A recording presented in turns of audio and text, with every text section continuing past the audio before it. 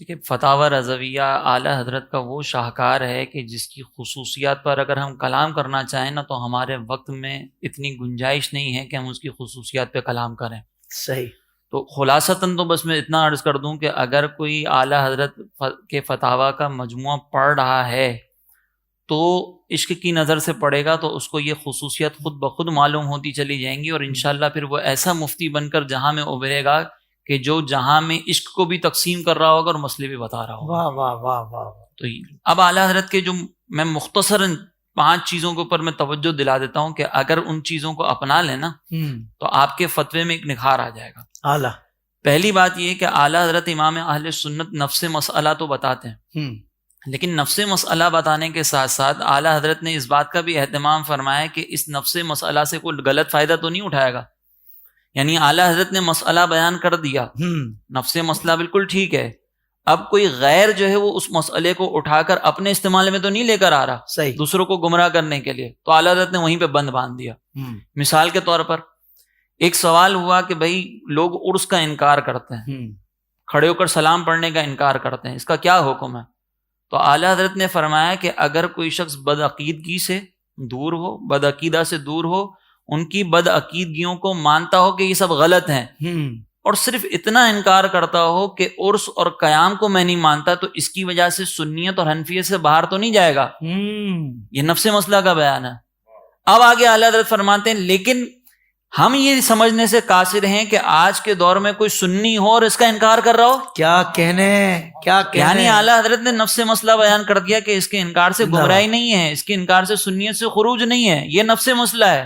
لیکن دیکھو یہ شعار کس کا ہے، موجودہ دور میں انکار کون کر رہا ہے؟ سنی تو انکار ہی نہیں کرتا اس کا. کیا کہنے ہے. تو اس کا مطلب یہ ہے کہ جب کوئی فتویٰ لکھا جائے تو مفتی کو اس بات پر توجہ رکھنی چاہیے کہ میرے نفس مسئلہ سے کوئی غلط فائدہ تو نہیں اٹھائے گا. اگر کوئی غیر آپ کے نفس مسئلہ سے فائدہ اٹھا رہا ہے تو اس کا مطلب یہ کہ آپ نے غیر کو مواد فراہم کر دیا اور اپنوں کو کمزور کر دیا. اللہ اکبر. تو یہ اعلیٰ حضرت نے ایک احتیاط بیان فرمائی. دوسری اعلیٰ حضرت امام اہل سنت کے فتاوی میں ہم دیکھتے ہیں نا، تو جو بھی موضوع ہوتا ہے تحقیق جب اعلیٰ حضرت کرتے ہیں اس موضوع سے ریلیٹڈ قرآنی آیات بھی بیان کرتے ہیں، حدیثیں بھی بیان کرتے ہیں، اقوال صحابہ بھی بیان کرتے ہیں، سب کچھ بیان کریں گے. آخر میں پھر ہمیں یہ بتائیں گے کہ یہ تحقیق تو میں نے پوری بیان کر دی، لیکن نتیجہ میں اپنی سوچ سے نہیں نکالوں گا. میرے بزرگ ہیں، میرے فقہا ہیں، ان کی سوچ کے مطابق میں نظریہ نکالوں گا. کیوں؟ کیونکہ اللہ تبارک و تعالیٰ نے فرمایا تھا نا اہدنا الصراط المستقیم صراط الذین انعمت علیہم. تو اعلیٰ حضرت امام اہل سنت جب نتیجہ نکالتے ہیں نا تو اس میں اپنی فکر کو خامہ خواہ شامل نہیں کر دیتے، بلکہ اعلیٰ حضرت امام اہل سنت یہ بتاتے ہیں کہ ہمارے بڑوں نے یہ لکھا ہے اور اس کی ہم پیروی کرتے ہیں. اور یہ جو بڑوں نے لکھا ہے نا اپنی طرف سے نہیں لکھا، بلکہ اس پہ قرآن کی آیات ہیں، اس پہ احادیث ہیں. اور کبھی کبھی تو اعلیٰ حضرت یہ بھی لکھ دیتے ہیں کہ اس وقت میں نے 20 حدیثیں لکھی ہیں لیکن میرے ذہن میں بلا مبالغہ اس پہ 100 حدیثیں موجود ہیں. اللہ اکبر. یہ اعلیٰ حضرت کی شان ہے کہ تحقیق بیان کرتے ہیں تو پھر ساتھ میں بزرگوں کو، نظریات کو، بزرگوں کی تحقیق کو ضرور شامل رکھتے ہیں. تو آج کے دور میں اگر کوئی افتاء پہ بیٹھ رہا ہو تو یہ نہ کہے کہ یار میں جناب اعلیٰ حضرت سے بھی، لوگ کہتے ہیں نا اعلیٰ حضرت سے کیا ہم اختلاف نہیں کر سکتے؟ بھائی فقہی اختلاف کسی سے بھی ہو سکتا ہے، ٹھیک ہے نا، فقہی اختلاف کسی سے بھی ہو سکتا ہے، لیکن اعلیٰ حضرت سے اختلاف کرنے کے لیے پہلے تمہیں یہ تو پتا ہونا کہ اس موضوع پر 100 حدیثیں موجود ہیں. اللہ ہمارا کمال بھی تو یہ ہونا چاہیے نا، پھر تمہیں یہ بھی تو پتا ہونا چاہیے نا کہ یہ جو حدیث میں بیان کر رہا ہوں اس پر کس محدث نے کیا کلام کیا ہے، یہ حدیث کس راوی کے مطابق ہے، کون سی ضعیف ہے، کون سا وہ کیا ہے. یہ ساری چیزیں بیان ہو نا، پھر یہ منہ کھلے کہ اعلیٰ حضرت سے بھی تو اختلاف کر سکتے ہیں. اور جس کے پاس یہ ساری چیزیں نہ ہو تو اس کو چاہیے کہ وہ منہ بند کر کے اعلیٰ حضرت کی تحقیق پہ اعتماد کر لے. بہت خوبصورت. اور یہ بھی میں وہ بات کر رہا ہوں جو فقہی اختلاف ہے. عقیدے کے اندر اعلیٰ حضرت سے اختلاف کرنا یہ تو سوال ہی پیدا نہیں ہوتا. کیا کہنے. اعلیٰ حضرت نے عقیدے کے اندر جو بھی بات بیان کی ہے نا، وہ اعلیٰ حضرت نے اپنی طرف سے کچھ بیان نہیں کیا. اعلیٰ حضرت نے وہی بیان کیا ہے جو صحابہ کرام نے ہمیں نبی کریم علیہ الصلوۃ والسلام سے سیکھ کر بتایا. سبحان اللہ. تو جو بھی تحقیق کرنے والا ہو نا اس کو اس چیز کا خیال کرنا ہے کہ عقیدے کے اندر اعلیٰ حضرت سے ہٹنا نہیں ہے.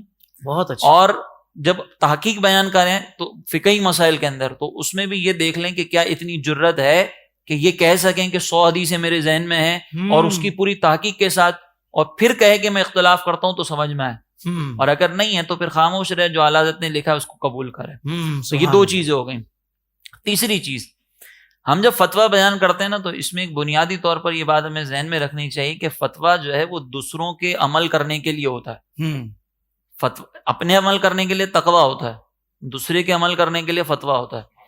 لوگ آپ سے مسئلہ پوچھ رہے ہیں نا, تو آپ نے جو بات بیان کی وہ عوام میں جائے گی, آپ کو عوام کا معیار دیکھنا ہے. اسی لیے اگر آپ کے فتوے کے اندر بیجا تقویٰ آ گیا نا, بیجا تقویٰ, بیجا سختی, تو پھر وہ آپ کا فتویٰ قابل عمل نہیں ہو سکتا. کیا بات, اعلیٰ حضرت کے تقوی پہ تو کوئی انکار نہیں کر سکتا نا. جی جی جی. اعلیٰ حضرت امام اہل سنت سے روسر کی شکر کے بارے میں سوال ہوا, اعلیٰ حضرت نے 10 مقدمات بیان فرمائے, اور آخر میں یہ باہر سے آتی تھی ایک شکر, بیرون ملک سے, انگریزوں کی طرف سے بن کر آتی تھی. اس پہ شکوک و شبہات کا اظہار کیا, ہم نے سنا ہے کہ اس میں شراب بھی ملتی ہے, ہم نے سنا ہے کہ اس کے اندر یہ بھی ہوتا ہے. تو اعلیٰ حضرت نے 2 باتیں بڑی خوبصورت اس کے اندر لکھی. ایک یہ لکھی کہ تقویٰ یہ نہیں ہے کہ بغیر تحقیق کے ہم کسی چیز کو ناجائز اور ناپاک قرار دے دیں. احتیاط اس میں ہے کہ ہم اللہ تبارک و تعالیٰ کی شریعت پر افترا باندھنے کی بجائے اس چیز کو جائز سمجھیں, جب تک کہ ہمیں یقین نہ ہو کہ یہ ناپاک ہے. بہت اچھے. اور پھر اس پر اعلیٰ حضرت نے مقدمات پورے تعریف فرمائے. اور ایک جگہ اعلیٰ حضرت نے سختی کرنے والوں کے بارے میں فرمایا کہ یہ جو دین ہے نا, یہ بڑی آسانی کے ساتھ تمہیں ملا ہے, اس آسانی کو اپناؤ گے تو یہ دین تمہارے لیے بڑی وسعت رکھتا ہے. اور اگر تم سختی کرتے چلے جاؤ گے تو تم تھک جاؤ گے, دین کی شریعت کا تعلیمات اپنی جگہ پر. اعلیٰ حضرت کی یہ والی بات بھی تو کوئی سنا ہے نا, کیا آپ نے بتایا نہیں, کیا ان کا انداز تھا. یہ اعلیٰ حضرت کا سخت کہتے ہیں, وہ سنے کیا کہہ رہے ہیں مصطفیٰ. یہ اعلیٰ. اچھا, پھر اعلیٰ حضرت نے ایک اور بڑی کمال کی بات اسی کے اندر, کہ جب بیجا تقویٰ ڈالنے کے, یہ نہیں کہ نرمی بالکل کر دی جائے, نرمی بالکل چلی جائے کہ ہر چیز میں جائز, ہر چیز میں جائز. بعض لوگ تو وہ ہے نا کہتے ہیں کہ پردہ جو وہ عرب کا کلچر تھا, تو پردہ کرنے کی تو کوئی عورت کو ضرورت ہی نہیں ہے. ہم اس نرمی کی بات نہیں کر رہے, خلاف شرع نرمی. بالکل صحیح. ہم بیجا سختی کی بات کر رہے ہیں کہ بیجا سختی نہ ہو, درمیان میں معتدل انداز ہو شریعت کے دائرے میں. بہت اچھے, بہت. تو اعلیٰ حضرت نے اس کے بارے میں جو نا وہ فتاوی قاضی خان کا ایک قول نقل کیا اور فرمایا کہ فتاوی قاضی خان صاحب اپنے دور میں تقریباً 500 صدی ہجری, اس میں کہتے ہیں کہ موجودہ دور جو ہے وہ شبہات میں پڑنے کا دور نہیں ہے. موجودہ دور میں اگر کوئی آنکھوں دیکھے حرام سے بھی بچ جائے نا, بڑی بات ہے. اس کو نقل کرنے کے بعد اعلیٰ حضرت کہتے ہیں کہ جب ان کے دور میں یہ عالم تھا تو ہمارے دور میں سختی کا عالم, ہم اس میں کیسی سختی کریں. بالکل صحیح ہے. تو یہ بیجا تقویٰ اگر ہم جو لگائیں گے نا تو یہ مناسب نہیں. صحیح. آپ شریعت کا حکم بیان کریں, جہاں نرمی ہے نا وہاں پہ بتائیں لوگوں کو کہ نرمی ہے, تاکہ لوگ دین کے قریب ہیں. جی. اور اپنی انفرادیت کے لیے اگر ہم یہ ظاہر کریں کہ بھئی ہم تو بڑے متقی ہیں, ہمارے تو فتوے کے اندر بھی تقویٰ نظر آتا ہے, ہماری طرح ہی تم عمل کرو. ہاں, اعلیٰ حضرت کے فتوے میں 2 چیزیں, نظریات پہ جب بات کریں گے نا تو متصلب ہوں گے اعلیٰ حضرت. نظریات میں کمپرومائز ہی نہیں ہے, نظریات میں کچھ بھی نہیں کرتے, جیسے میں نے پہلے مثال دی. لیکن جب فقہی مسائل آئیں گے نا تو اس میں جتنی نرمی ہو سکتی ہے نا شریعت کی طرف سے, وہ اعلیٰ حضرت نے نرمی بتا دی. یعنی آپ بھی اس حساس موضوع پہ بڑی معتدل گفتگو کر رہے ہیں. جی, اعلیٰ حضرت نے نرمی بیان کر دی فقہی مسائل کے اندر. جو کوشش کرے گا نا سیاق و سباق سے ہٹ کر بات آپ کی بات کو پیش کیا جائے تو آپ اس کا بھی بند باندھ رہے ہیں ساتھ. سلامت رہیے. واہ واہ, یہ اعلیٰ حضرت کی نظر ہے, یہ خاص کرم ہے ماشاءاللہ. اچھا, یہ 3 چیز ہو گئی. چوتھی چیز کہ جب اعلیٰ حضرت بات کرتے تھے نا تو اعلیٰ حضرت اپنے عرف کو دیکھ کے بات کرتے تھے, ہمارا ماحول کیا چل رہا ہے. اور یہ جو ہے نا اعلیٰ حضرت نے امام محمد سے گویا کہ سنت حاصل کی ہے. امام محمد کا طریقہ کار یہ تھا کہ امام محمد تجارت کے بارے میں جو فتویٰ دینا ہوتا تھا نا تو جا کر مارکیٹوں میں بیٹھتے تھے, اور امام محمد فرماتے ہیں میں تاجروں کو دیکھتا ہوں یہ تجارت کیسے کرتے ہیں, تاکہ جب مجھے فتویٰ دینا ہو نا تو پھر میں ان کی تجارت کے انداز کو دیکھ کر فتویٰ دوں. تو اس کا مطلب یہ ہے کہ جو موجودہ دور کے مفتی صاحب ہیں ان کو معلوم ہونا چاہیے کہ بھائی میرے دور کا عرف چل کیا رہا ہے. جی جی جی. جب پتہ ہی نہیں ہوگا تو پھر آپ جدید مسائل کے اوپر فتویٰ کیسے دیں گے. مفتی صاحب, یہاں ایک بات مجھے ذہن میں آئی ہے کہ ایک بہت بڑے تاجر ہیں, انہوں نے مجھے یہ کہا تھا کہ کوئی مفتی صاحب کا آپ نمبر دیں, مگر ان کو جب بزنس کے حوالے سے معلومات ہو, تاکہ وہ ان کو جب پتہ ہوگا نا تب وہ ہمیں ہمارے مسئلے کا جواب دے پائیں گے. تو یہ آپ نے وہی والی بات کہی ہے کہ یہ اعلیٰ حضرت اس بات کا بھی ہمیشہ خیال کریں. اور اعلیٰ حضرت نے کئی مقامات پر جو ہے نا مفتی کے بارے میں یہ لکھا ہے کہ من لم یعرف عرف اہل زمانہ فہو جاہل. یعنی اعلیٰ حضرت نے فرمایا جو اپنے زمانے کا عرف نہ جانتا ہو, جس کو یہی نہ پتا ہو میرے اطراف میں کیا چل رہا ہے, تو وہ مفتی نہیں. اعلیٰ حضرت نے فرمایا فہو جاہل, وہ جاہل ہے. تو یہ اعلیٰ حضرت کے فتاوی میں ہمیں نظر آتا ہے. اور ایک آخری چیز جو بہت امپورٹنٹ ہے کہ اعلیٰ حضرت سائل کو دیکھتے تھے کہ سائل کون ہے. اب بعض سائلین ایسے تھے جو اعلیٰ حضرت سے پوچھتے تھے اور ان کو گہرائی سمجھنے کی وسعت ہی نہیں تھی, تو اعلیٰ حضرت نے 1 لائن میں, 2 لائنوں میں, 3 لائنوں میں بھی جواب دے دیا. کچھ ایسے تھے کہ جو شوق رکھتے تھے لیکن ابھی تحقیق پڑھنے کے موڈ میں لگتے نہیں تھے, تو اعلیٰ حضرت نے فرمایا بھائی یہ مختصر تحقیق تفصیل ہمارے رسالوں میں پڑھ لو.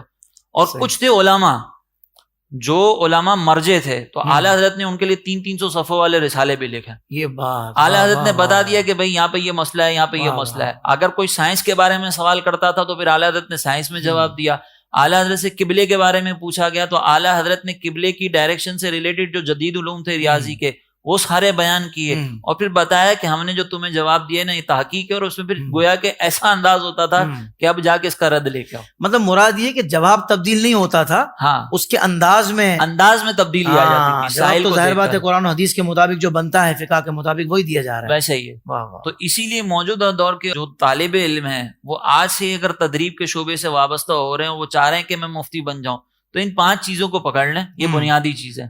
پہلے اپنے فتوے کے اندر نظریات کو جو ہے نا وہ بنیادی حیثیت دینی ہے کہ بھائی میرے فتوے سے کوئی غلط نظریہ والا فائدہ نہیں اٹھانا چاہیے. اپنے لوگوں کو آسانی دینی ہے لیکن کوئی غلط فائدہ نہ اٹھائے. دوسرا یہ کہ جب دلائل دوں گا نا تو تحقیق ضرور بیان کروں, لیکن اس تحقیق کے اندر گمراہی کا عنصر شامل نہ ہو کہ میں پھر بڑوں کو چیلنج کروں کہ میں تو اعلیٰ حضرت سے بھی اختلاف کر سکتا ہوں. تیسرا یہ کہ اعلیٰ حضرت نے جس انداز سے ہمیں یہ بتا دیا نا کہ جب فتویٰ لکھنا ہے تو عرف کو دیکھنا ہے, تو عرف کو دیکھ کے چلیں. اور چوتھا یہ کہ سائل کو دیکھ کر پھر آپ جواب دیں. اور پانچواں یہ کہ جب آپ فتویٰ دے رہے ہو نا تو اس میں بیجا تقوی کو شامل نہ کریں. یہ 5 چیزیں آپ اپنا لیں, آپ کے فتوے میں حسن آ جائے گا, اور پھر آپ کو نظر آئے گا کہ اعلیٰ حضرت نے کیا کمال فتاوی کیا کہنے. سبحان اللہ سبحان اللہ. ناظرین کرام, آپ کچھ سمجھے, مفتی صاحب نے ایک تیر سے کئی شکار کر دیے. ایک تو جو تخصص کے طلباء ہیں پوری دنیا میں, ان کو ایک بہترین ورک شاپ آپ نے دے دیا, ایک بہترین آپ نے جو نا ان کو میں کہتا ہوں موٹیویشنل اسپیچ دے دی آپ نے کہ بھائی اب آپ جس فیلڈ میں داخل ہو رہے ہیں آپ نے ان سب چیزوں کو رکھنا ہے. اور بتایا کس کا, مطلب رول ماڈل کون ہے؟ اعلیٰ حضرت. یعنی اعلیٰ حضرت اسی لیے تو ہو رہا ہے کہ بھائی ہمیں نظر ہی اعلیٰ حضرت آتے ہیں اس دور میں ہیں. سبحان اللہ. اللہ آپ کو جزائے خیر عطا فرمائے مفتی صاحب. اور ساتھ ہی ساتھ عوام کو ایک بہت مؤثر طریقے سے پیغام چلا گیا کہ بھائی اس لیے اعلیٰ حضرت ہمارا معیار ہے کہ چاہے وہ عوام ہو یا خواص ہوں, کوئی بھی ہوں, ان سب کے لیے جو ایک بہترین ہمیں یوں کہیے کہ سلیبس جو مہیا کیا ہے نا, اس سے یہ اعلیٰ حضرت نے کیا ہے. اللہ تبارک و تعالیٰ آپ کو جزائے خیر دے. سوشل میڈیا پر اسلام کی صحیح تعلیمات جاننے کے لیے ابھی حافظ سائر قادری کا نیا YouTube channel Islamic digital studio subscribe کر لیں, اور ہاں نوٹیفیکیشن بیل آئیکن کو بھی پریس کر لیں تاکہ ہماری نئی ویڈیوز آپ تک بر وقت پہنچ سکے.